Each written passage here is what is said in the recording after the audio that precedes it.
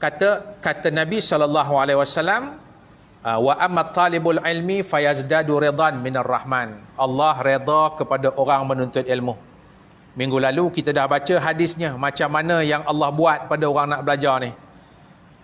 Ya, sampaikan ikan-ikan di lautan. Ya, dia kata dalam hadis yang lalu kita baca kan, dia kata apa? Wal hitanu fi jufil ma. Sampaikan ikan-ikan dalam perut lautan yang dalam tu pun bertasbih kepada orang yang menuntut ilmu. Satu kelebihan yang Allah bagi kepada penuntut ilmu, ya, selain daripada doa oleh makhluk Allah yang di langit, yang di bumi, doa mohon keampunan. Kita kadang-kadang tak minta ampun salah kita kan, kita tipu orang rumah tadi ni kan, dia dah masak elok-elok dengan baksonya, dengan itunya, dengan ininya kan, ya, kita tak makan, kita kata sakit perut, padahal kita pergi kat kedai, kita hentam roti telur.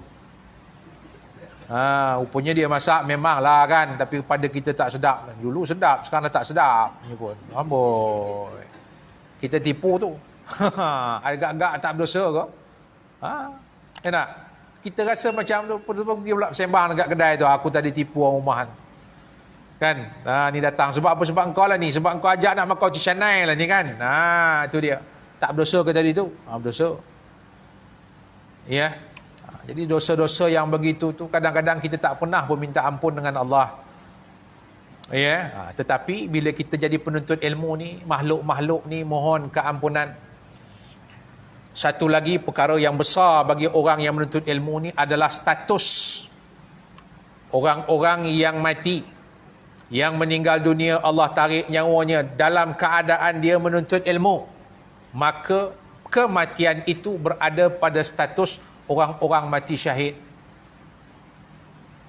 kan.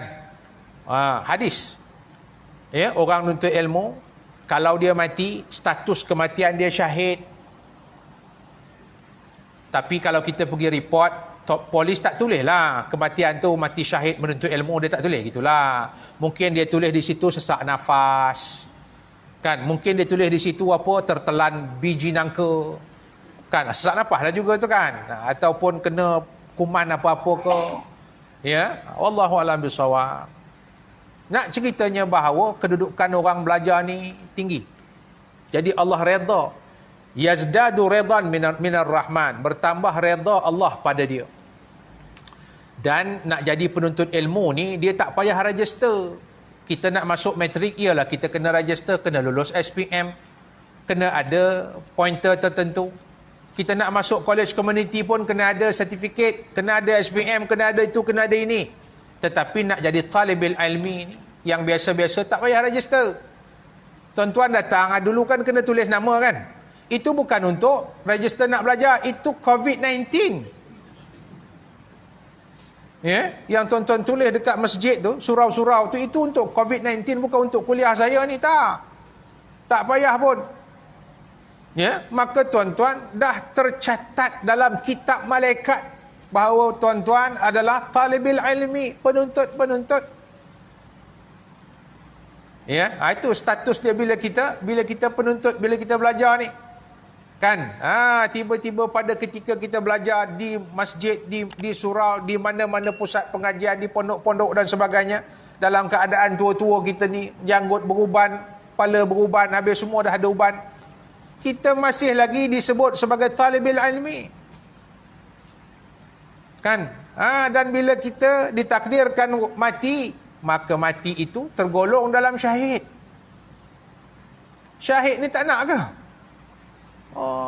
Takkan kita tak nak mati syahid? Kan? Kalau kita diberi peluang untuk mati syahid, itulah dia. Nak sangat-sangat. Sebab apa? Orang yang mati syahid masuk syurga tanpa hisap. Ya, masuk syurga tanpa hisap. Maksudnya masuk gitu ya. Orang lain nak kena kira-kira dulu. Orang lain nak kena masuk, apa orang kata, nak kena perbicaraan. Tapi orang-orang yang syahid ini, masuk syurga gitu-gitu je. Kita belajar kan tentang syurga. Ada beberapa kategori manusia masuk syurga. Yang pertama masuk syurga alatul, masuk je. Yang kedua, yang dihisap oleh Allah Subhanahu Wa Taala. Kan? Yang ketiga, masuk neraka gitu je. Masuk. Yang keempat, yang masuk neraka dengan hisap.